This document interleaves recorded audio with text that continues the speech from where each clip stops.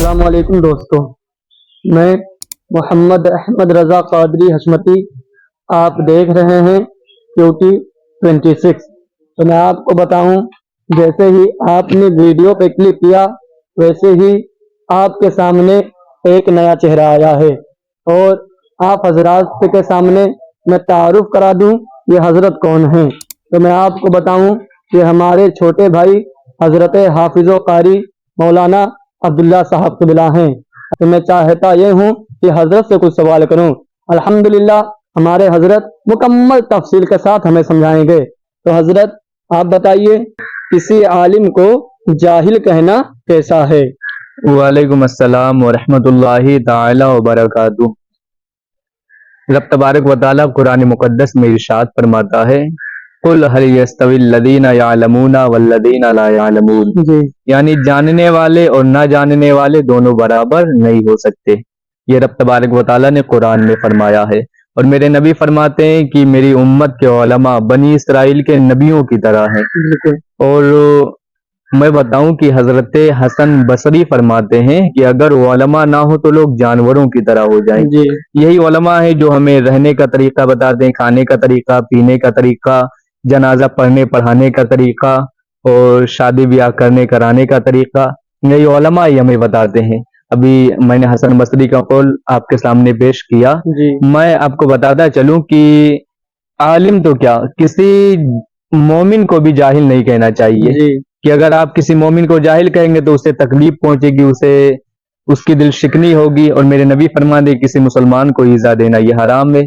اور میں آپ کو بتاتا چلوں کہ اگر میں آپ کو جاہل کہہ کر آپ کی دل شکنی کروں گا، آپ کو تکلیف دوں گا، تو یہ حقوق العباد میں شمار ہوگا۔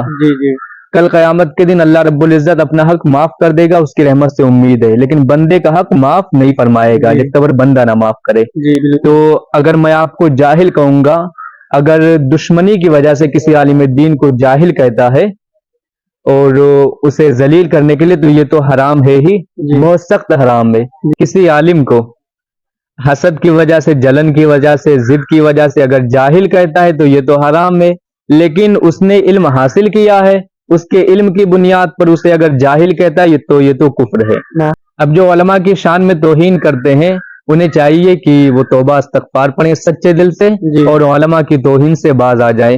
ایک بات اور میرے ذہن میں آ گئی کہ جو شخص کسی عالم کو گالی دیتا ہے یا کسی عالم کو برا بھلا کہتا ہے، میں نے اپنے بڑوں سے یہاں تک سنا، اور غالباً میں نے کہیں پڑھا بھی ہے، کہ اس کے پورے 7 خاندان میں کوئی عالم نہیں پیدا ہوگا۔ سبحان اللہ۔ تو آپ نے دیکھا کہ ہمارے حضرت حافظ و قاری مولانا عبداللہ صاحب قبلہ نے بڑے اچھے انداز میں سمجھایا۔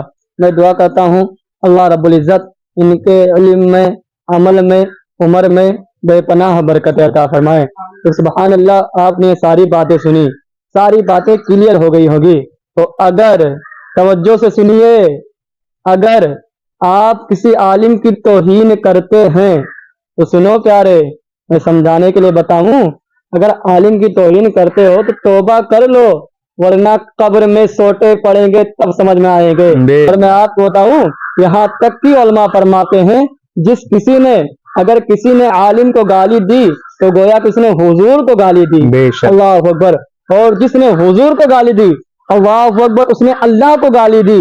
اور میں آپ کو بتاؤں، جس نے اللہ کو گالی دی نا، اس کا ٹھکانہ جہنم ہے، جہنم۔ اس لیے سنو، کان کھول کر سن لو، اگر کسی عالم کو جاہل کہتے ہو نا، بغض کی بنا پر، حسد کی بنا پر، جلن کی بنا پر، تو آج ہی توبہ کر لو، ورنہ ابھی حضرت نے بتایا نا، حقوق اللہ تو معاف ہو جائے گا، لیکن حقوق العباد معاف نہیں ہوگا جب تک کہ بندہ نہ معاف کرے۔ اس لیے آپ حضرات سے گزارش ہے، ادب کے ساتھ گزارش ہے کہ آپ تمامی حضرات عالموں کی قدر کریں۔ الحمدللہ، یہ عالم اگر نہ ہوتے تو تمہیں زندگی کا شعور نہ ملتا۔